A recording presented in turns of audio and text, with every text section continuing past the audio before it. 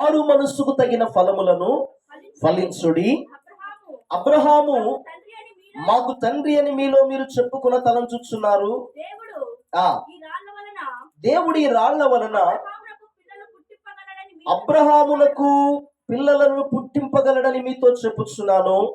ఇప్పుడే గొడ్డలి చెట్ల వేరున ఉంచబడి ఉన్నది కనుక మంచి ఫలము ఫలింపని ప్రతి చెట్టును నరకబడి అగ్నిలో వేయబడును. దేవునికి స్తుతి కలుగును గాక. ఆమేన్. హల్లెలూయా. చదవబడినటువంటి దేవుని యొక్క పరిశుద్ధ లేఖన భాగము చేత ప్రభువు మనందరితో కూడా మాట్లాడి ఆశీర్వదించును గాక. ఆమేన్. హల్లెలూయా. ఒక చిన్న పల్లవిని శరణాన్ని మనం పాడుకొని దేవుని సన్నిధిలో దేవుని యొక్క వాక్య పరిచర్యలో ముందుకు కొనసాగుదాం. ఫలములనాశించిన పరలోక తండ్రి తేరి చూచుచున్నాడు నీ వైపు. ఫలములనాశించిన పరలోక తండ్రి తేరి చూచుచున్నాడు నీ వైపు.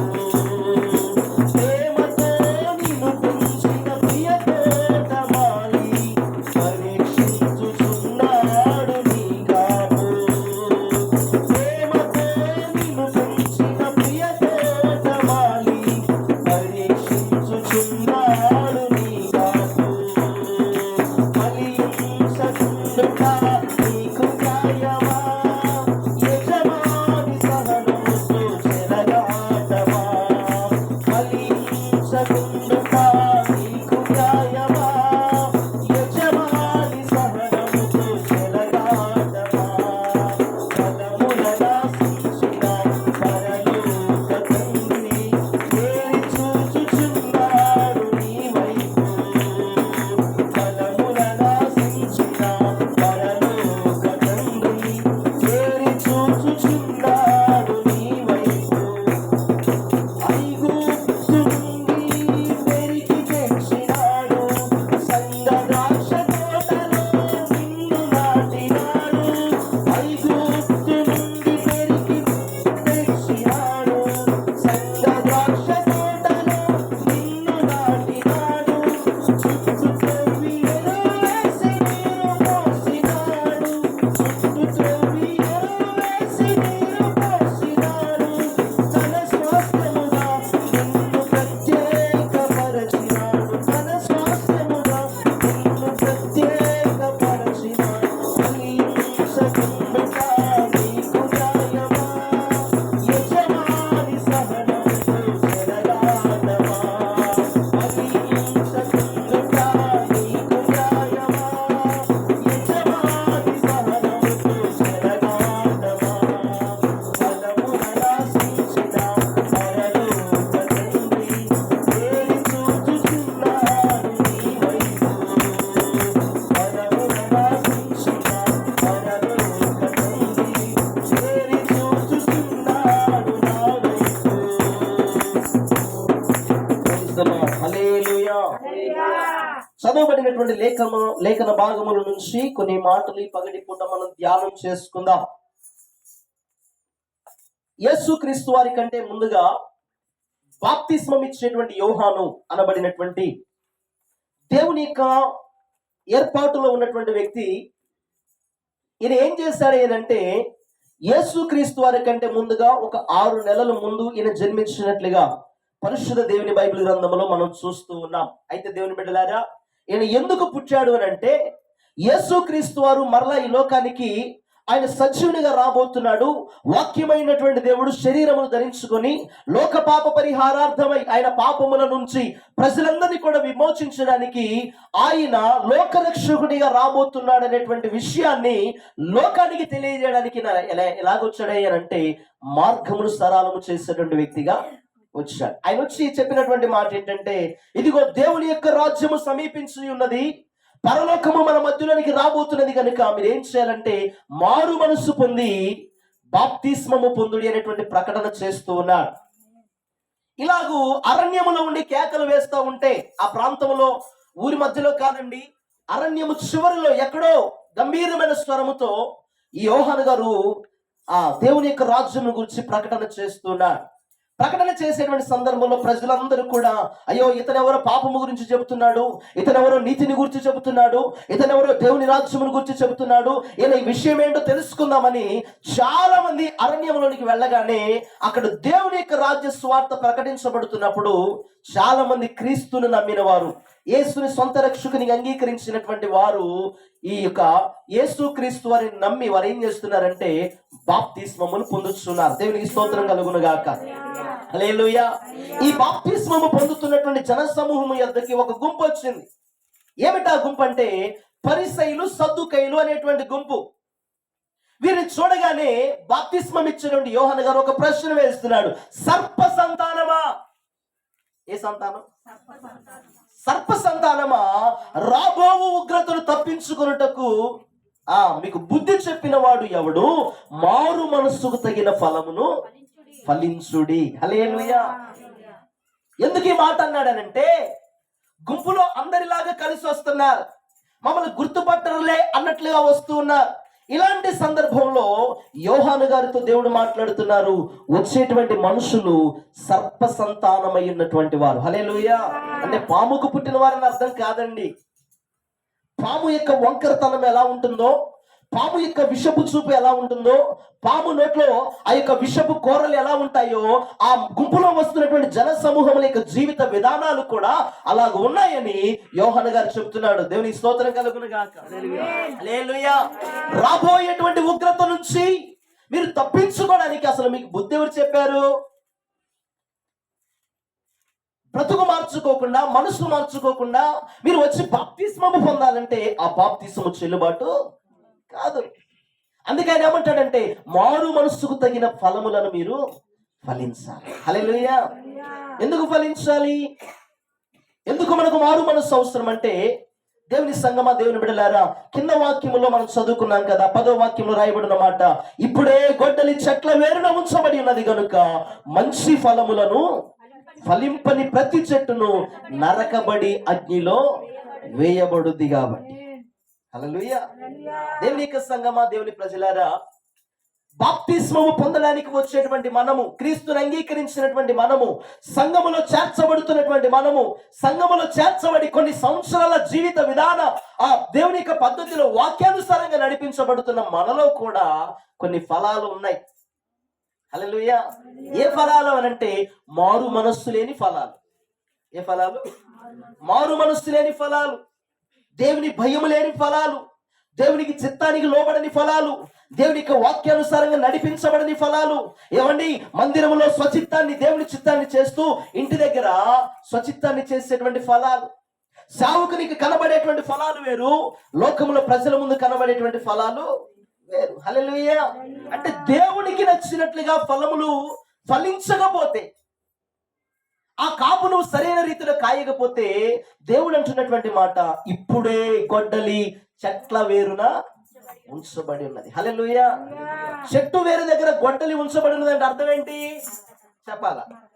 అంటే దాని అర్థం ఏంటయ్యానంటే, అది కాపు లేదు, అది ఫలింపు లేదు, దేవుడు ఆశించిన ఫలములు దానిలో రాలేదు. కాబట్టి ఇప్పుడు గొడ్డలు తీసుకొచ్చి ఎక్కడ పెట్టారంటే చెట్ల మధ్యలో పెట్టాడు. హల్లెలూయా. మరొక వాక్య భాగాన్ని మనం చదువుకుందాం. చదవండి, లూకా సువార్త 13వ అధ్యాయము. లూకా సువార్త 13వ అధ్యాయము 6వ వాక్యం నుంచి 9వ వాక్యం వరకు మనం చదువుదాం. మరియు ఆయన వారితో ఈ ఉపమానము చెప్పెను. ఒక మనుష్యుని ద్రాక్ష తోటలో చూడండి అంజూరపు చెట్టు ఒకటి నాటబడి ఉండెను. అతడు దాని పండ్లు వెదక వచ్చినప్పుడు ఏమీ దొరకలేదు కనుక అతడు చూడండి ఇదిగో 3 సంవత్సరముల నుండి పండ్లు వెతుకుచూ వచ్చుచున్నాను, కానీ ఏమీ దొరకలేదు. వేయుము. దీనిని నరికి వేయుము. దీని వలన ఈ భూమియు ఎలా వ్యర్థమైపోవలెనని ద్రాక్ష తోటమాలితో చెప్పును. అయితే వాడు, అయ్యా నేను చూడండి నేను దాన్ని చుట్టూ త్రవ్వి ఎరువు వేయమట్టు వరకు. చూడండి ఏం చేయమంటున్నాడంట? ఒక్క సంవత్సరం ఉంచమంటున్నాడు. దేవుని స్తోత్రం కలుగునుగా. నరికి వేయడానికి యజమానుడు వచ్చాడు, కానీ తోటమాలి ఏం చేస్తున్నాడంటే ఆ చెట్టు కొరకు బ్రతిమలాడుతున్నాడు. హల్లెలూయా. 3 సంవత్సరాల నుంచి నేను ఈ ఫలమును లేకుంటే ఈ వృక్షములో నేను అనుకున్నటువంటి ఆశించిన ఫలాల కొరకు ఎదురు చూస్తున్నాను, కానీ ఈ చెట్టుకి ఏమి లేవట, ఫలాలు లేవు కానీ ఆకులు ఉన్నాయి. హల్లెలూయా. అంజూరపు చెట్టులో ఉన్నటువంటి విశిష్టత ఏంటయ్యారంటే, మనం సాధారణంగా చూస్తున్నటువంటి అన్ని చెట్లను గమనిస్తే ముందు విత్తనము వేయగానే అది ఎదిగి తర్వాత అది చక్కగా కొమ్మలు వేసాక ఆకులు వచ్చాక పూత తర్వాత కాయలు వచ్చి కాయలు ఫలాలుగా మారుతాయి. కానీ అంజూరపు చెట్టుకున్నటువంటి విశిష్టత ఏంటయ్యారంటే, చెట్టు వేయగానే కొన్ని సంవత్సరాలకి ముందు కాయలు కాస్తుంది, తర్వాత ఆకులు వస్తాయి దానికి. హల్లెలూయా. అంజూరపు చెట్టుకు ముందు కాయలు కాసి తర్వాత ఆకులు వస్తాయి. యేసుక్రీస్తు వారు యెరూషలేము ఆయా ప్రాంతాల గుండా నడుచుకుంటూ వెళుతున్న సందర్భంలో దూరం నుంచి చూడగానే అంజూరపు చెట్టు యేసుక్రీస్తు వారికి కనబడిందటండి. హల్లెలూయా.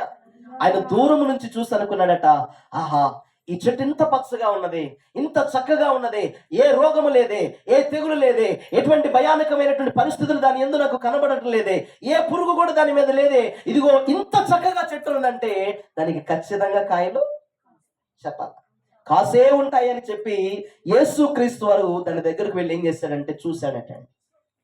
చూడగానే అది నిష్ఫలమైనటువంటి చెట్టుగా కనబడుతుంది, ఫలాలు లేని చెట్టుగా కనబడుతుంది. పైకి మాత్రం ఆకారం, హల్లెలూయా, పచ్చగా కొమ్మలు ఉన్నాయి, మంచి కాండము ఉన్నది, ఆకులు విస్తారముగా గుబురుగా పెరిగాయి, కానీ దానిలో ఏమి లేవట చెప్పాలా. హల్లెలూయా. అప్పటికప్పుడు యేసయ్య ఏం చెప్పాడంటే, నువ్వు శపించబడి నాశనమైపోదుగా కానీ చెప్పగానే అక్కడికక్కడికి అంజూరపు చెట్టు ఎండిపోయినట్లుగా పరిశుద్ధ బైబిల్ గ్రంథంలో మనం చూస్తున్నాం. దేవునికి మహిమ కలుగును గాక. దేవుని సంగమా, దేవుని బిడ్డలారా, మందిరానికి వస్తున్నటువంటి మనము, దేవుని సొంత రక్షకునిగా అంగీకరించినటువంటి మనము, నమ్మి బాప్తిస్మము పొందినటువంటి మనము, క్రీస్తు రాజ్యము కొరకై ఈ లోకాన్ని వద్దనుకొని లోక సుఖభోగాలను విడిచిపెట్టి లోకములో ఉన్నటువంటి ఆచారాలను, లోకములో ఉన్నటువంటి పద్ధతులను, లోకములో ఉన్నటువంటి బంధాలన్నింటినీ కూడా తెంచివేసుకొని నా ప్రభువు నాకు కావాలని వచ్చి దేవుని మందిరంలో కూర్చున్న మన జీవితంలో దేవుడు ఏం వెతుకుతున్నాడు అంటే ఫలములను వెతుకుతున్నాడు ఆయన. హల్లెలూయా. 3 సంవత్సరాలు చూస్తున్నాడట తోట యజమానుడు. 1 సంవత్సరం వచ్చి చూశాడు, చూడగానే ఆ చెట్టుకి ఆకులు కనపడ్డాయి, ఫలాలు లేవు. సరే ఈ సంవత్సరం కాయలేదేమో, లేత చెట్టు ఏమో అనుకున్నాడు. మరలా 2వ సంవత్సరం వచ్చి చూశాడు. పోయిన సంవత్సరం అంతా ఎదురు చూశాను కదా, ఆ ఎదురు చూసినప్పుడు ఆ ఫలాలు నాకు కనిపించలేదు కనుక ఈ సంవత్సరం ఆయన వెళ్ళి చూస్తానని చెప్పి మరలా యేసుక్రీస్తు వారు ఆ స్థలములోనికి వచ్చారండి. వచ్చి రాగానే మళ్ళీ చూస్తే మళ్ళీ చెట్టుకి ఫలాలు లేవు. ఇక 3వసారి ఉండబట్టలేక ఏం చేశాడంటే, సరే ఈ ఒక్కసారిగా వదిలిపెడదామని చెప్పి వెళ్ళి మరలా 3వసారి వచ్చి చూశాడట. 3వసారి కూడా ఆ చెట్టు ఎలా ఉంది, ఫలాలు లేవు. హల్లెలూయా. ఫర్ సపోజ్ మనమే కనుక మన ఇంట్లో ఒక చెట్టు వేసుకున్నాం అనుకోండి, మామిడికాయ చెట్టు వేసుకున్నాం అనుకోండి, 1 సంవత్సరం ఆగినటువంటి తర్వాత తోటలన్నీ కూడా పూత వస్తున్నప్పుడు మన చెట్టు కూడా పూత వస్తుందని ఆశ ఉంటది. ఎండాకాలం ఎట్టాగైనా దీని ఫలాలు నేను తినాలనే కోరిక మనకు ఉంటది. కాబట్టి మనం ఏం చేస్తామంటే దానికి ఒక మంచి నిలువు కర్ర కట్టేస్తాం, దానికి వంకర తింకర పోకుండా దానికి కొన్ని బంధకాలు వేసి దాన్ని స్ట్రైట్ గా ఎదగడానికి మనం ప్రయాసపడతాం. తర్వాత దానికి మంచి గుంట తీసి దాని చుట్టూ నీళ్లు పోసి అవసరమైతే దానికి కొన్ని ఎరువులు వేసి ఏం చేస్తామంటే ఆ చెట్టు మనం ఆశించిన ఫలాలు రావాలని మనం సంవత్సరం అంతా ఎదురు చూసిన తర్వాత సరిగ్గా కాపు కాసే సమయానికి అది ఎండిపోవడం మొదలు పెడితే ఎలా ఉంటది? హల్లెలూయా. అంటే దేవుడు కూడా నిన్ను లోకము నుంచి వేరు చేసుకొని లోకములో ఫలింపు లేక, లోకములో ఆశీర్వదించబడలేక, లోకములో రక్షణ లేక, లోకపు పాపములో పూనుకొని పోయి దేవుని భయము లేక జీవిస్తున్న నిన్ను ఆయన ఏం చేస్తాడంటే ద్రాక్ష తోట అనబడినటువంటి వనములు అనగా సంఘములో అంజూరపు చెట్టుగా దేవుడు నిన్ను నాటాడు. దేవునికి మహిమ కలుగును గాక. దేవుని సంగమా, దేవుని ప్రజలారా, అలాగూ నాటిన దేవుడు ఇప్పుడు ఏం చేస్తున్నాడంటే నీ కొరకు నా కొరకు నువ్వు ఫలిస్తావేమో అని ఎదురు చూస్తున్నాడు. హల్లెలూయా. 2021వ సంవత్సరం నుంచి ఈ స్థలంలో పరిచర్య జరుగుతుంది. ఈ పరిచర్యలో అడుగు పెట్టినటువంటి మొదటి దినములో నీ బ్రతుకు ఎలా ఉందో ఇప్పుడు కూడా అలాగే ఉందా? ఒకప్పుడు దేవుని సన్నిధికి రానప్పుడు లోకంలో అన్ని నష్టాలు చవి చూసావు, అన్ని ఇబ్బందుల మార్గంలో నడిపించబడుతున్నావు, ఎన్ని ప్రయత్నాలు చేస్తున్నా నిరాశలు ఎదురవుతున్నాయి. అన్నిటిని పోగొట్టుకున్నటువంటి నీవు ఏ దిక్కు లేక, ఏ గమ్యము తెలియక దేవుని మందిరంలోకి వచ్చిన నీలో నా ప్రభు ఏం చేస్తున్నాడంటే కొన్ని సంవత్సరాల నుంచి ఫలిస్తావేమో అని ఎదురు చూస్తున్నాడు ఆయన. హల్లెలూయా. అందుకే నా ప్రభు అన్నటువంటి మాట ఏమన్నాడంటే, ఈ ప్రజలు తమ పెదవులతో నన్ను ఘనపరుచుదురు కానీ వారి హృదయాలు నాకు కిలోమీటర్ దూరంలో ఉన్నాయి అన్నాడు ఆయన. ఎంత దూరం అట? పైకి మాత్రమే భక్తి, పైకి మాత్రమే ప్రార్థన, పైకి మాత్రమే ఆరాధన. ఇటువంటి వారి జీవితాలు ఏమున్నది అంటే ఫలింపు ఉండదు. 3 సంవత్సరాల తర్వాత యజమాని వచ్చి అంటున్నాడట, గొడ్డలు తీసుకొచ్చి పెట్టాడు. హల్లెలూయా. గొడ్డలు తీసుకుని వచ్చి ఆయన ఏం చేస్తున్నాడంటే ఆ ఏరును నరికేద్దాము అనుకునేసరికి ఆయన పాదాలు పట్టుకుని ఆయన ఒక వచ్చాడు. హల్లెలూయా. ఎవరైనా తోటమాలి, అయ్యా పొరపాటున దయచేసి చెట్టుకు మాత్రం ఏ హాని చేయమాక, ఆ చెట్టుకు మాత్రం ఏ హాని చేయమాకయ్యా. 3 సంవత్సరాల నుంచి చక్కగా ఆ స్థలంలో ఎదుగుతుంటే దానికి కావలసినవన్నీ నేను చూసుకుంటున్నా. 3 సంవత్సరాల నుంచి నువ్వు వచ్చి వెళుతున్నావు. ఒక్కసారి నా ముఖం చూసి కోపపడమాకయ్యా, ఈ ఒక్క సంవత్సరం కూడా ఉండనీవా? హల్లెలూయా. దాని కొరకు నేను ఎంత నీళ్లు పోయాలో అంత నీళ్లు పోస్తా, ఎంత ఎరువు వేయాలో అంత ఎరువు వేస్తా, దానికి ఎంత కాపుదలనివ్వాలో అంత కాపుదలనిస్తాను ఈ ఒక్క సంవత్సరం. హల్లెలూయా. ఏ సంవత్సరం అట? ఈ ఒక్క సంవత్సరం. మన జీవితంలో 2023, 24, 25 అయిపోయినాయి కదండి. 26లో నడుస్తున్నాం. ఈ సంవత్సరంలోనైనా మనము నూరంతలుగా ఫలించుదుము గాక. ఆమేన్. హల్లెలూయా. నీ ఫలింపు లేని బ్రతుకు, నీ ఫలింపు లేని ఆధ్యాత్మికత వలన నీకు ప్రయోజనం రాదు, దేవునికి మహిమ రాదు. అందుకే ఆయన అంటున్నాడు, ఈ స్థలములో ఈ చెట్టు ఉండడం ద్వారా ఈ స్థలములో ఉన్న ఏ స్థలం అయితే ఉందో అదంతా కూడా వ్యర్థమైపోతుంది. దీని స్థలమును వేరొకటి తీసుకొచ్చి పెడితే ఇంకోటన్నా కాపు కాసింది, ఇంకోటన్నా ఫలించింది, ఇంకోటైనా మంచి స్థాయిలోనికి వస్తుందని చెప్పి దేవుడు ఏం చేస్తున్నాడంటే ఎదురు చూస్తున్నాడు. హల్లెలూయా. దేవుని సంగమా, దేవుని పిల్లలారా, ఒక్క మాట మీకు చెప్తానండి. దేవుడు బయలుపరుస్తున్నటువంటి మాట, ఇప్పటికీ కాపు లేకుండా నువ్వు సంఘములో ఉన్నా, ఇప్పటికీ నీకు ఏ తెగులు రాకున్నా, ఇప్పటికీ నీకు ఏ సహాయము లేకున్నా, ఇప్పటికీ నీకు ఎటువంటి అనర్థాలు నష్టాలు కలగకుండా ఇంకా నువ్వు సంఘములో అభివృద్ధి చెందుతూ ఆశీర్వదించబడుతూ సజీవంగా ఉన్నావు అంటే నీ శక్తి, నీ జ్ఞానము, నీ బలముని బట్టి కాదండి. హల్లెలూయా. దేవుని సంగమా, దేవుని ప్రజలారా, నీ కొరకు బ్రతిమలాడేవాడు ఒక ఆయన ఉన్నాడు. హల్లెలూయా. ప్రభువా, ఈ సంవత్సరం రక్షణ పొందుతారని చూశానయ్యా, కానీ రక్షణ పొందలేదు. ఈ సంవత్సరం మారు మనసు పొందుతారని చూశానయ్యా, కానీ మారు మనసు పొందలేదు. 52 ఆదివారాలు మందిరం మానకుండా వచ్చారయ్యా, ఒక్క ఆదివారంలోనైనా లేచి సాక్ష్యం చెప్తారని ఎదురు చూశాను, కానీ సాక్ష్యం కూడా చెప్పలేదయ్యా. ఆయన అంటాడు, ఇలాంటి వారితో ఎందుకు కాలక్షేపణ చేస్తున్నావు? ఇలాంటి వారితో, మారు మనసు లేనటువంటి వారితో, ఫలింపు లేనటువంటి వారితో, దైవభక్తిని సాధకం చేయని వారితో, ప్రార్థన చేయని వారితో, దేవుడంటే విశ్వాసం లేని వారితో, దేవునికి దూరంగా బ్రతికేటువంటి వారితో నువ్వు కాలక్షేపణ చేయొద్దు. ఆ స్థలంలో వేరొకరిని తీసుకొచ్చి పెట్టు. వీటి ద్వారా ఫలింపు లేకపోవచ్చేమో, దాని స్థలంలోనికి వేరొకటి రావడం ద్వారా వస్తుంది, వేరొక చెట్టు ఫలిస్తుంది అని ఎదురు చూస్తూ ఉంటే బ్రతిమలాడుతున్నాడటండి. తోటమని కాళ్ళు పట్టుకున్నాడట. అయ్యా, 2025 సంవత్సరం గడిచిపోయింది కదా, 26వ సంవత్సరంలో దానికి ఎంత నీరు పెట్టాలో నేను పెడతాను, దానికి ఎంత ఎరువు వేయాలో వేస్తాను, దానికి కావాల్సిన కాపుదలను తీస్తానయ్యా, ఈ ఒక్క సంవత్సరం ఉంచవా అని అడిగాడటండి. దేవునికి స్తోత్రం కలుగునుగా. కొంతమంది ఆత్మ సంబంధమైన ఫలములు ఫలించాలని దేవుడు కోరుకుంటా ఉంటే పేరుకు మాత్రము క్రైస్తవులుగా ఉండి లోకంలో ఫలిస్తున్నారు. దేవుడే చెప్పాలా? చెప్పండి అమ్మా, మాట్లాడతారా? నోరు ఉన్నవారందరూ కూడా మాట్లాడుదురు గాక, వారి నోర్లు మౌనమై మోగలుగా కాకుండా ఉండరు గాక. హల్లెలూయా. దేవుడు వారందరికి మంచి నాలుకలు ఇచ్చును గాక. ఆమేన్. హల్లెలూయా. మోగుడు దగ్గర పోయి చూడండి, వాడు ఏదో చెప్తున్నా మనకు అర్థం కాదు, ఎన్ని సైకిల్ చేసినా అర్థం కాదు. ఇప్పుడు మాట్లాడితే అర్థమైంది. ఈరోజు మన నోరు మంచిగా పని చేస్తుంది కదండి. దేవునికి స్తోత్రం కలుగును కాదు. పాపం మొన్నటి దాకా మన్నిమ్మ తల్లి పంటి నొప్పేసి నోరు తెరవడానికి కూడా ఇష్టపడదు. ఆమెకు తెలుసు నొప్పి వస్తే ఎట్లుంటుందో. హల్లెలూయా. మరి ఈరోజు మన నోరు చక్కగా పనిచేస్తుంది.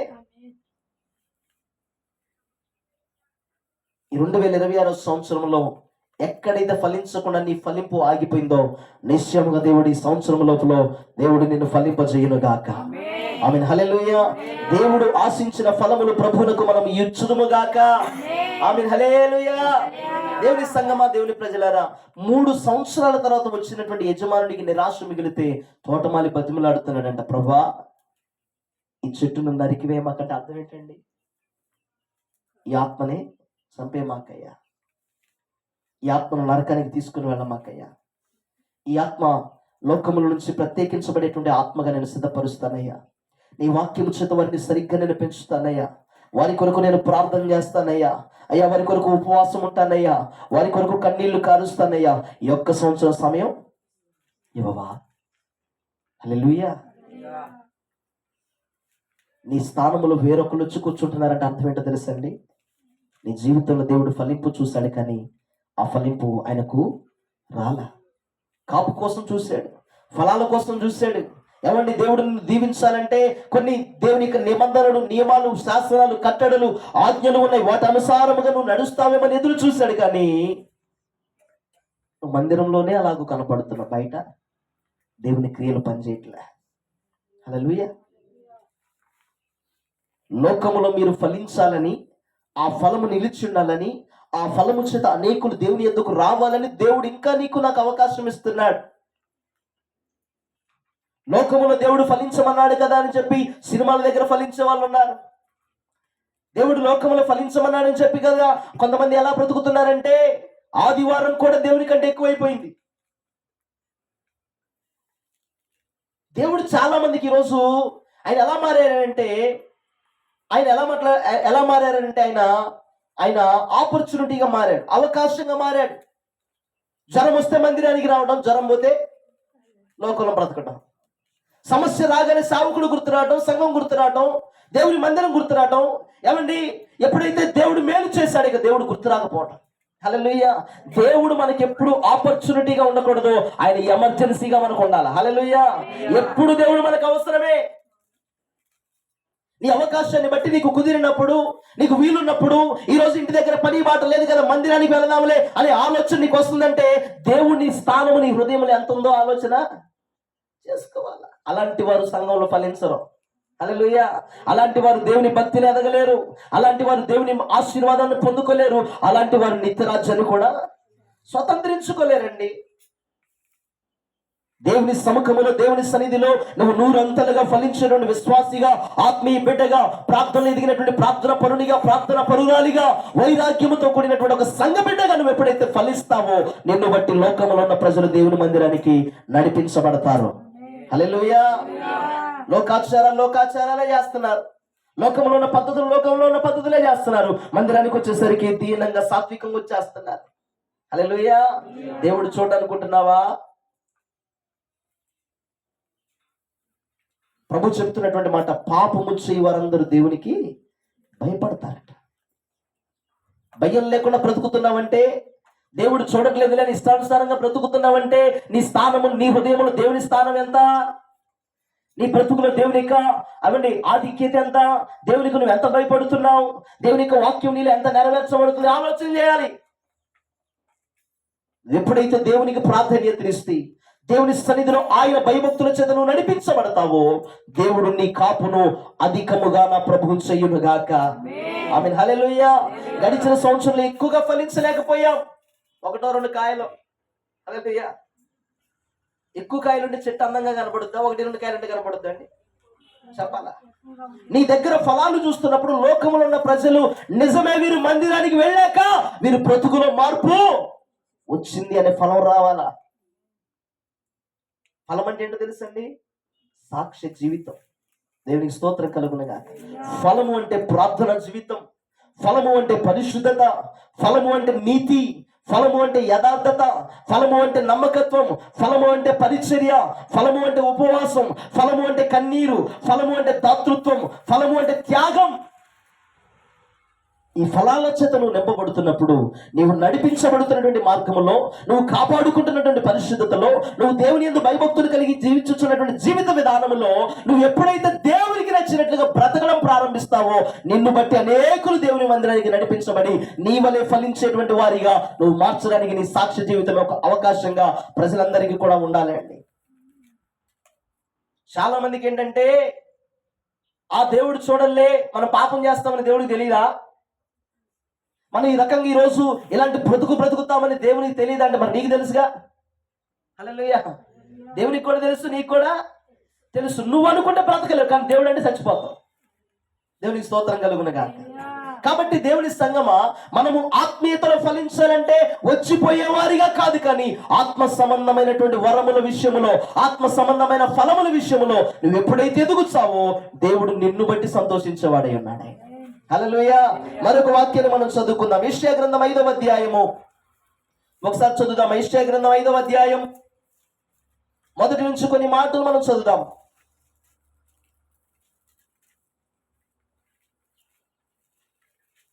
యెషయా గ్రంథం 5వ అధ్యాయం మొదటి వాక్యం నుంచి కొన్ని వాక్యాలు చదువుతారా? నా ప్రియుని గూర్చి పాడేదను వినుడి, అతని ద్రాక్ష తోటను బట్టి నాకు ఇష్టడైన వారి గూర్చి పాడేదను వినుడి. సత్తువ భూమి గల కొండ మీద నా ప్రియునికి ఒక ద్రాక్ష తోట ఉండెను. చూడండి, ఆయన దానిని బాగుగా త్రవ్వి రాళ్లను ఏరి అందులో శ్రేష్టమైన ద్రాక్ష తీగలు నాటించెను. బురుజు ఒకటి వేయించి ద్రాక్ష తొట్టిని తొలిపించెను. ద్రాక్ష పండ్లు ఫలింపవలెనని ఎదురు చూచుచుండెను గాని అది కారు ద్రాక్షలు కాసెను. హల్లెలూయా. వెర్రి ద్రాక్ష. ఆయన ఏం చేశాడంట? సత్తువ భూమి గల కొండపైన, అనగా దేవుని యొక్క నివాస పట్టణమైన సియోను అనబడినటువంటి సంఘములో, ఆయన మందిరములో దేవుడు ఎలా చేశాడంటే శ్రేష్టమైన ద్రాక్షవల్లిగా నాటాడు. హల్లెలూయా. మన ఇంట్లో ఒక చెట్టు వేసుకోవాలనుకున్నాం అనుకోండి, కాపు కాసే చెట్టు తెచ్చుకుంటామా? అసలు ఫలించదు అనేది తెలిసి తెచ్చుకునే చెట్టు తెచ్చుకుంటామా? చెప్పాలా?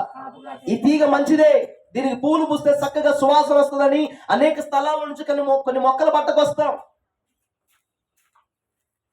సత్తువ గల భూమి అంటే అర్థం ఏంటో తెలుసండి? సేద్యానికి అనుకూలమైనటువంటి భూమి. హల్లెలూయా. అంటే మనం వేస్తున్నటువంటి మొక్క కంకర రాళ్ళలో వేస్తారండి. ఇసుక లేని దగ్గర, నేల లేని దగ్గర వేయం. ఎక్కడ వేస్తామంటే మెత్తగా ఉన్న నేలలో వేస్తాం. హల్లెలూయా. ఆ నేలలో ఇప్పుడు ప్రభు అంటున్నటువంటి మాట ఏంటంటే, నా ప్రియుడు దానిని బాగుగా త్రవ్వి రాళ్లను ఏరేశాడు. హల్లెలూయా. ఏం ఏరేశాడు? ఎలాంటి తీగను నాటాడు? శ్రేష్టమైన దానిని నాటాడు. ఏ స్థలంలో నాటాడు?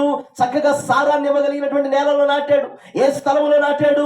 ఆయన చక్కగా ఫలాలు ఇవ్వగలుగుతున్న భూమి, ఇది సేద్యానికి అనుకూలమైన భూమి, ఈ భూమిలో నాటితే ఇది ఫలిస్తదేమో అని చెప్పి ఆయన ద్రాక్ష తీగను నాటినప్పుడు, దేవుని సంగమా, దేవుని బిడ్డలారా, ఆయన రాళ్ళను ఏరాడట. హల్లెలూయా. బియ్యంలో రాళ్ళు వస్తే ఏం చేస్తాం మనం? చెప్పాలమ్మా. కాలుకి రాయి తగిలితే ఏం చేస్తాం? రాయినే తీసేస్తాం. కాలుకి రాయి తగిలిందని కాలు తీసేస్తాం. చెప్పండి అమ్మా, ఏం తీసేస్తాం? రాళ్ళు తీసేస్తాం. ఇప్పుడు మన హృదయంలో కూడా చాలా రాళ్ళు ఉన్నాయి. హల్లెలూయా. మోసం అనే రాయి, కుయుక్తి అనేటువంటి రాయి, అబద్ధము అనేటువంటి రాయి, మోసము లేకుంటే ఏమంటే బూతులు అనేటువంటి రాయి, మోహపు చూపులు అనేటువంటి రాయి, ఈ రాళ్ళన్నీ నీ ఆత్మీయ జీవితాన్ని ఎదగకుండా, వేర్లు లోపలికి వెళ్ళకుండా ఏం చేస్తున్నాయంటే అడ్డుగా పడుతున్నాయి. వాటిని నువ్వు తీసివేసుకోవాలా. హల్లెలూయా. దేవుని మందిరంలోనికి రాకముందు, దేవుని ఎరుగక ముందు, సంఘములో చేర్చకబడక ముందు నీలో ఇవి పనిచేసాయి. అప్పుడు దేవుడు పట్టించుకోలే. కానీ సంఘములోకి వచ్చాక ప్రతిరోజు ఆయన నిన్ను చూస్తూనే ఉంటాడు. హల్లెలూయా. ప్రతి గంట గమనిస్తూనే ఉంటాడు. ప్రతి సెకండ్ నీ గురించి ఆలోచిస్తూనే ఉంటాడు ఆయన. ఎందుకని అనంటే ఆయన నిన్ను సంఘములో నాటి నీ దగ్గర నుంచి మంచి ఫలాల కొరకు ప్రభు ఎదురు చూస్తున్నాడు. హల్లెలూయా. దేవుని కాపుదల లేకపోతే, దేవుని కనికరం లేకపోతే, దేవుని కృప మన ఎడల అధికంగా లేకపోతే ఈరోజు మనకు లేదండి. ఎవరన్నా అనుకున్నారా ఈరోజు నా బలాన్ని బట్టి నేను సజీవంగా లేచానని? ఎవరైనా అనుకున్నారా నేను చక్కగా హాస్పిటల్కి వెళ్ళి మందులు వాడుతున్నా కాబట్టి ఈ మందుల వల్ల నేను సజీవంగా లేచానని ఎవరైనా అనుకుంటారా? చెప్పండి. బైబిల్లో రాయబడిన మాట ఏంటంటే దేవుని సెలవు లేక ఒక మెతుకు మన గొంతులోకి పోదటండి. హల్లెలూయా. దేవుడి కంటే నా జీవితాలు అన్ని ఎక్కువ అని దేవునికి వాల్యూ ఇవ్వకుండా లోకంలో ఉన్న వాటన్నిటికీ వాల్యూ ఇస్తారు. ఒక్క మెతుకు చాలు మనం చంపేయడానికి. హల్లెలూయా. ఒకే ఒక్క మెతుకు. ప్రసంగి గ్రంథంలో అంటాడు భక్తుడు, దేవుని సెలవు లేక ఒకడు భోజనం చేయడం అసాధ్యం, దేవుని సెలవు లేక ఒకడు కష్టార్జితాన్ని సంపాదించి అనుభవించడం అసాధ్యం. దేవునికి స్తోత్రం కలుగును గాక. చదువుతారు ఒకసారి వాక్యమును. దేవుడు చక్కగా జ్ఞాపకం చేస్తున్నాడు. ప్రసంగి గ్రంథము 5వ అధ్యాయము 18వ వాక్యాన్ని చదువుదామా?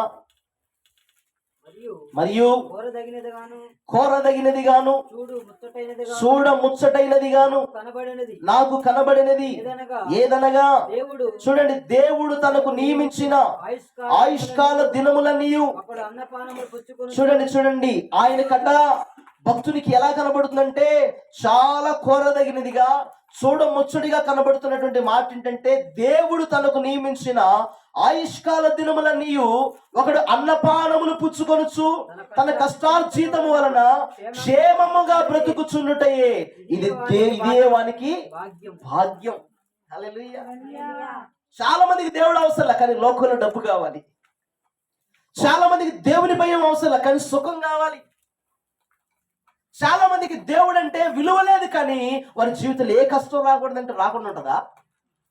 వాక్యం ఏమని చెప్తుంది? ఒకడు అన్నపానములు పుచ్చుకొనుచు తన కష్టార్జితము వలన క్షేమముగా బ్రతకడం అని. ఈరోజు ఎంతమంది డబ్బులు హాస్పిటల్ పాలవుతున్నాయి కదండి. హల్లెలూయా.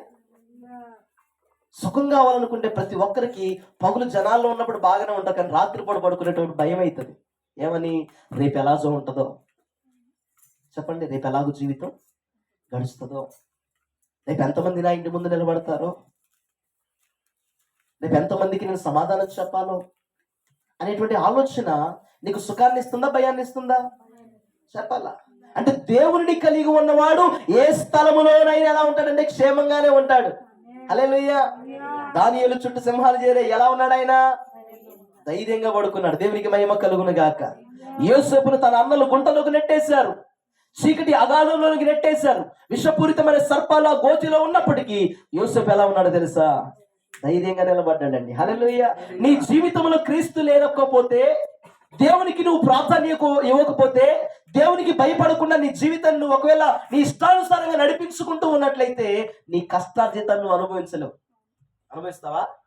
ఏమండి, కోటి రూపాయలు సంపాదించిన వాళ్ళు మొన్న ఒక వీడియో వచ్చింది ఫోన్లో. ఒక పెద్ద అంబులెన్స్ వెళ్తుందండి. అంబులెన్స్ నిండా చక్కని పూలదండలు వేసి పార్థివ దేహానికి యమపురి రథము ఉచిత ప్రయాణం అని చెప్పి ఒక అంబులెన్స్ వెళ్తా ఉంటే దాని వెనకాల 1.5 కోట్ల కారు పోతుంది. హల్లెలూయా. దాని వెనకాల 20 లక్షల రూపాయల కారు పోతుంది. దాని వెనకాల ఏమండి 5 లక్షల రూపాయల కారు పోతా ఉంది. ఇవన్నీ పోతా ఉంటే వారు చెప్తున్న మాట ఏంటో తెలుసా? ఇన్ని కార్లు సంపాదించాడు. హల్లెలూయా. ఇన్ని డబ్బులు కూడబెట్టాడు కానీ అతను శవము ఆ కార్లలో వెళ్ళట్లే. ఎక్కడ వెళ్తుంది? ఒక అంబులెన్స్ వెళ్తుందండి. కోట్లకు అధికారే, ఆరోగ్యము బాగానే ఉందనుకున్నాడు, అకౌంట్ నిండా బ్యాంకు బ్యాలెన్స్ ఉంది, చక్కని డబ్బులు ఉన్నాయి, ఇక బంధు బలగ వర్గం అయితే లెక్కే లేదు. డబ్బులు ఉన్నాడు చుట్టాలు ఉంటారా? చెప్పండి అమ్మా. ఇంటోడు చుట్టమే, పక్కోడు చుట్టమే, బయటోడు కూడా చుట్టం. మరి పేదోడికి ఒక్కడ కూడా రాడు. హల్లెలూయా. ఇంటికి బంధువులే రారు, వస్తారండి. అందరు వెళుతూ ఉంటే ఆయన చెప్పిన మాట ఏంటి తెలుసా? ఈ కార్లన్నిటికీ యజమాని ఆయనే, ఆయన వెళుతున్న వాహనం అంబులెన్స్. హల్లెలూయా. సంపాదించడం గొప్ప కాదు, సంపాదించింది నీవే ఖర్చు పెట్టుకోవాలి. అందుకే 128వ కీర్తనలో మొదటి వాక్యంలో రాయబడిన మాట, యెహోవా యందు భయభక్తులు కలిగి ఆయన త్రోవల యందు నడుచు వారందరూ ధన్యులు. నిశ్చయముగా నీవు నీ చేతుల కష్టార్జితాన్ని అనుభవిస్తావు. హల్లెలూయా. ఎవరి త్రోవలో నడిస్తే? దేవుని త్రోవలో నడిస్తే, దేవుని యందు భయభక్తులు కలిగి జీవిస్తే నువ్వు ఖచ్చితంగా ఫలిస్తావు. సుఖం దానందరికీ అదే వచ్చేస్తుంది. హల్లెలూయా. సామెతల గ్రంథంలో అంటాడు కదా, దాని కుడి చేతిలో దీర్ఘాయువును, దాని ఎడమ చేతిలో ధనఘనతలను, ఐశ్వర్యమును, స్థిరమైన కలిమి ఉన్నాయి. హల్లెలూయా. వీటిని ఇవ్వడానికి నా యేసయ్య చేతులు దాచి పిలుస్తున్నాడండి. హల్లెలూయా. ఆయన రక్షణలోకి నువ్వు ఎప్పుడైతే వస్తావో నీకు స్థిరమైన కలిమి వస్తుంది, దీర్ఘాయువు వస్తుంది, ఏమండి ఐశ్వర్యం వస్తుంది, సిరి సంపదలు వస్తాయి, అన్నిటికంటే ముఖ్యంగా పరలోకం వస్తుంది. హల్లెలూయా. ఆ పరలోకాన్ని సంపాదించుకోవడానికి నువ్వు ఈ లోకంలో ఏం చేయబడాలంటే ఫలించాలి. ఫలింపు లేకపోతే వ్యర్థం. కేవలం ఆశీర్వాద సంబంధమైన విషయాల కొరకే ఒకవేళ నువ్వు ఈ లోకంలోకి రావచ్చు, దేవుని మందిరంలోకి. కానీ దేవుని సంగమా, దేవుని బిడ్డలారా, ఒక రోజు వస్తుంది ఈ లోకంలో నువ్వు కన్ను మూయగానే దేవుని రాజ్యములో కన్ను తెరిచే భాగ్యాన్ని ఈ లోకంలో మనం సంపాదించుకోవాలి. హల్లెలూయా. ఒక ఆయనట చచ్చిపోయేటప్పుడు ఆయన దగ్గరికి కొంతమంది దేవదూతలు దిగి వచ్చారట. ఒక కోటీశ్వరుడు వచ్చాడు, చనిపోతే ఆయన 2 చేతుల నిండా పెద్ద పెద్ద సూట్ కేసులు ఉన్నాయంట. హల్లెలూయా. వాళ్ళు వచ్చి తీసుకొని వెళ్తానికి వచ్చే, బాయ్ ఈ టైం అయిపోయింది, నువ్వు చచ్చిపోయినవారు, నువ్వు నాతో పాటు రారా అన్నాయంట దేవుని దూతలు. రమ్మన్నప్పుడు వాడు అంటున్నాడంట, ఆడ పండుకొని కూర్చొని ఎడుతున్నాడు శవం పక్కన. అమ్మో, ఇంత మంచి సూట్లు వేసుకొని తిరిగా, నా కాలికి మట్టి అంటకుండా మా అమ్మలు పెంచారు, 3 పూట్ల కోరుకుంది తిన్నా, ఇంత సంపాదించు నేను, ఇంత డబ్బంతా వదిలేసిపోతుండే మనసు ఒప్పుకోట్లా. హల్లెలూయా. ఇంత డబ్బు సంపాదించా, మనసు ఒప్పుకోవట్లేదు. వాళ్ళని రిక్వెస్ట్ చేస్తున్నాడంట, ప్లీజ్ ప్లీజ్ ప్లీజ్ ఒక్కసారి ఒక 2 బ్యాగులు నాకు సరిపోను, డబ్బులు తెచ్చుకుంటా అన్నాడండి. హల్లెలూయా. మనం చూసి పక్కుమని నవ్వారంట, మీరు నవ్వినట్టే. హల్లెలూయా.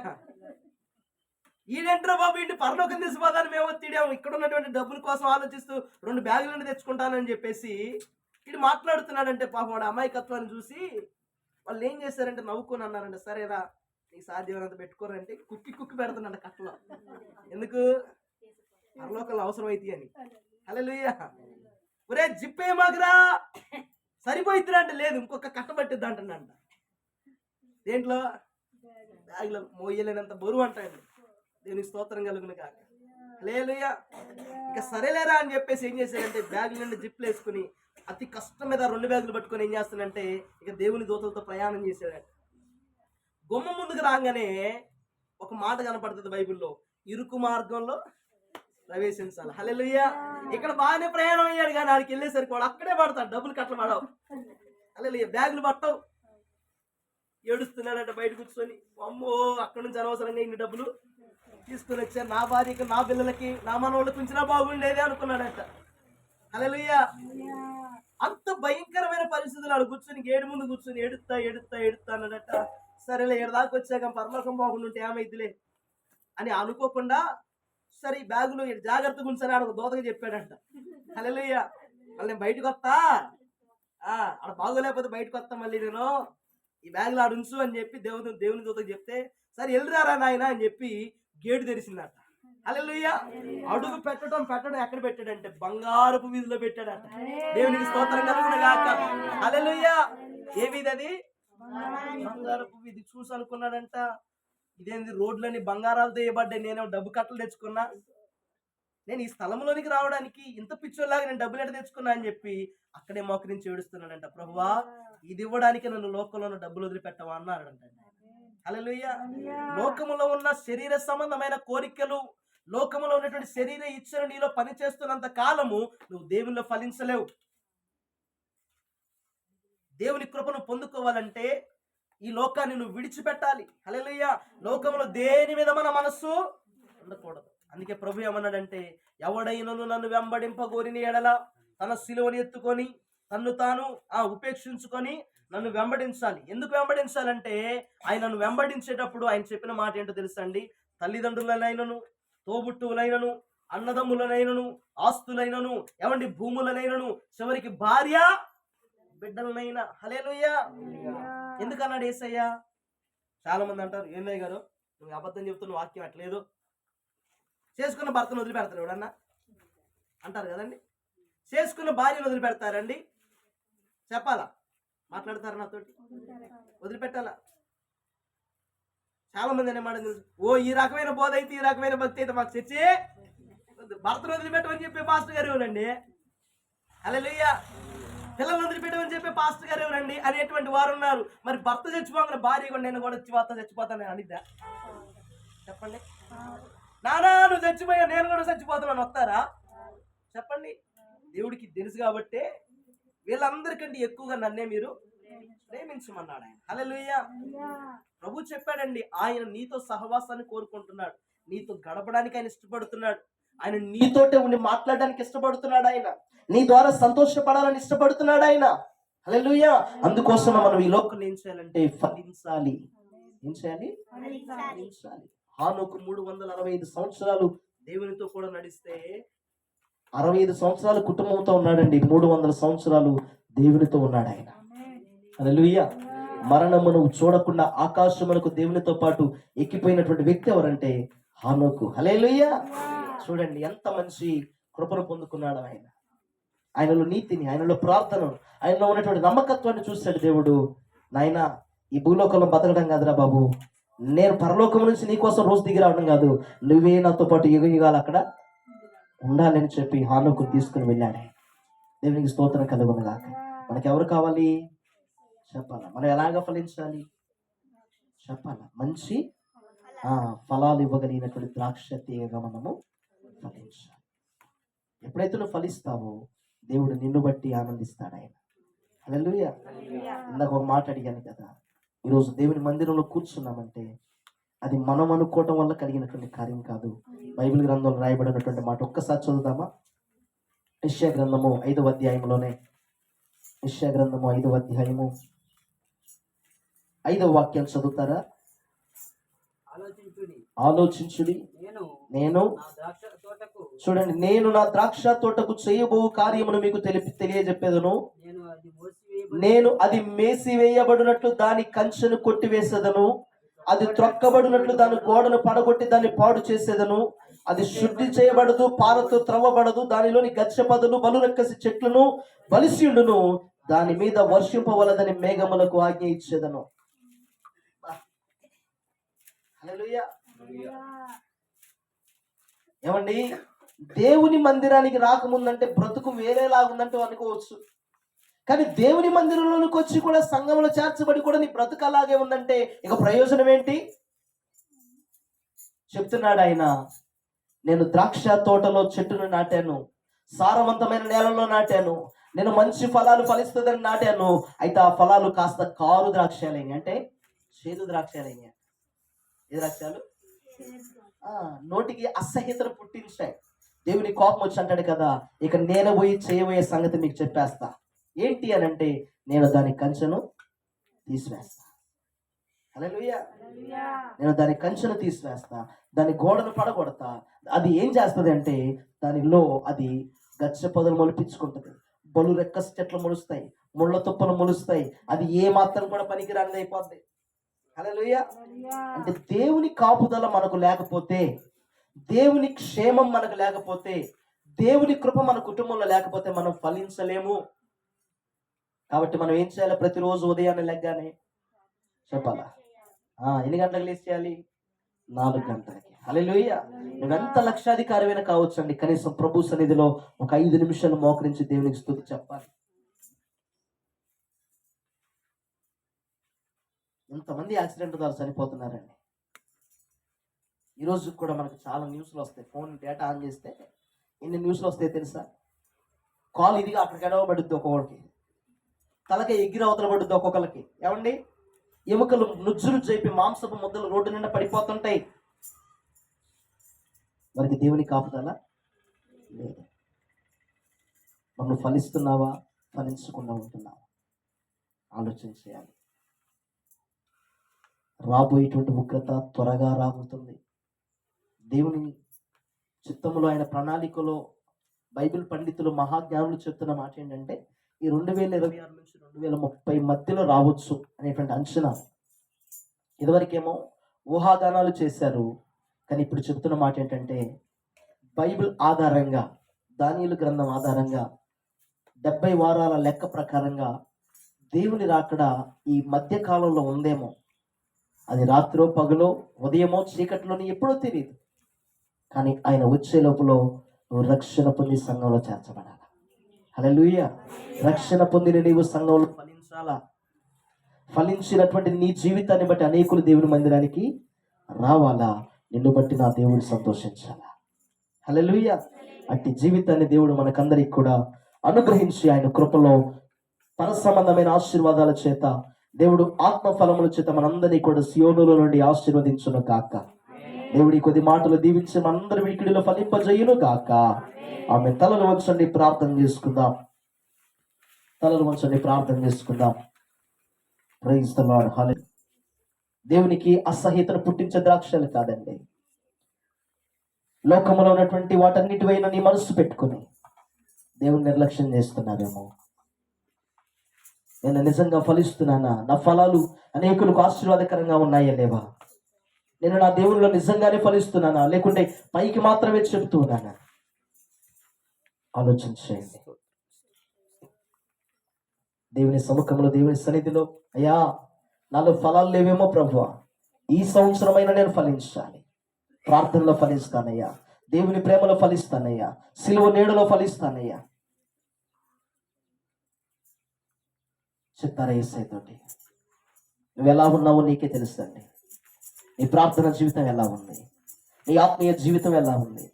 ఏమంటే నీ సాక్ష్య జీవితం లోకంలో ఎలా ఉంది? నీ ఫలములు లోకములో ప్రజలు గమనిస్తున్నప్పుడు నీ ఫలాలు ఎలా ఉన్నాయి?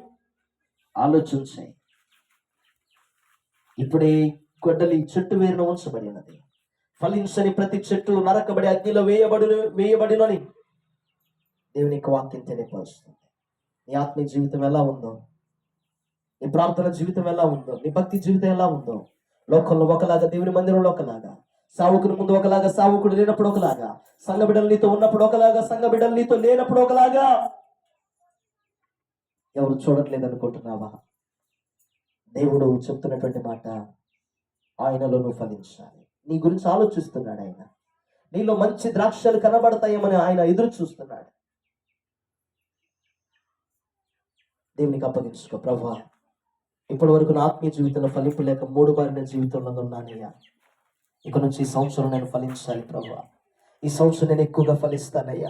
ఎక్కడైతే ఫలించలేకపోయానో, ఎక్కడైతే దిగజారిపోయానో, ఎక్కడైతే లోకంలోనికి వెనుతిరిగిపోయానో, ఎక్కడైతే ప్రభు లోక ఆకర్షణలకు అయ్యా ఇదిగో నేను బానిసనైపోయానో, ఎక్కడైతే పాపం వైపు నడిపించబడుతున్నానో, ఎక్కడైతే దేవుని భయం లేకుండా జీవిస్తున్నానో, ఎక్కడైతే ప్రభు నీ చిత్తానికి వ్యతిరేకంగా నేను నడుస్తున్నానో, అటువంటి స్థలాలన్నింటినీ ప్రభు విడిచిపెట్టి నీ సంఘంలో విన్న వాక్యము చేత నేను ఫలిస్తానయ్యా. నీ వాక్యానుసారంగా నేను బ్రతుకుతానయ్యా. ప్రభువా, నీలో నేను ఫలింపజేయనైనా నేను ఫలిస్తానయ్యా. నన్ను ఫలింపచేయ ప్రభువా, నన్ను ఫలింపచేయనాయి, నన్ను ఫలింపచేయనాయి. నేను ఫలిస్తాను ప్రభువా. నేడు రేపు ఎప్పుడు నువ్వు వస్తావు నాకు తెలియదయ్యా. నేను ఫలించకపోతే విడిచిపెట్టబడతానేమో అయ్యా. నేను చిగురించకపోతే నష్టపోతానేమో. దేవుని రాజ్యములో ఎంతమైనటువంటి కృపను పోగొట్టుకుంటానేమో అయ్యా. నిత్యము మండుచున్న అగ్ని గంధకాలతో అగ్నిగుండములో పడవేయబడతానేమో. అట్టి పరిస్థితి నాకు రాకుండా లోకంలో నీ కొరకు నేను ఫలించాలయ్యా. నా ద్వారా నువ్వు అయ్యా సంతోషించాలయ్యా. నా సాక్ష్యం బట్టి లోకంలో ఉన్న ప్రజలు నీ ఎందుకు రావాలి? నన్ను బట్టి ప్రభువా, నా క్రియలను బట్టి, నేను చేస్తున్న ప్రార్థనను బట్టి, నా సత్క్రియల ద్వారా పరలోకమందున నీవు మహిమపరచబడాలి నాయనా. నాకు సహాయం చేయండి అయ్యా. నన్ను ఫలింపు చేయండి ప్రభువా. నీ సన్నిధిలో నేను ఫలించాలని ఆశపడుతున్నాను. ఈ సంవత్సరం నీ కొరకునైనా మంచి ఫలములు ఫలించే ఒక మంచి వృక్షముగా నేను మార్చబడాలి. నీవు కోరుకున్నటువంటి ఆత్మీయతలు నేను కట్టబడాలి. నీ వాక్యానుసారంగా నేను నడుస్తూ నా అడుగులను సరిచేసుకునే కృప నాకు కావాలి. నీ వంటి భక్తి జీవితంలో నిన్ను పోలినైనా ఆగిపోక సాగిపోతూ గురి యొద్దకు గమ్యము చేరు వరకు నేను వెంబడించే కృప నాకు కావాలయ్యా. నాకు సహాయం చేయండి అయ్యా. అందరము కూడా ప్రార్థన పూర్వకంగా ఉంటాం. అందరము కూడా ప్రార్థన పూర్వకంగా ఉంటాం. శరీర క్రియల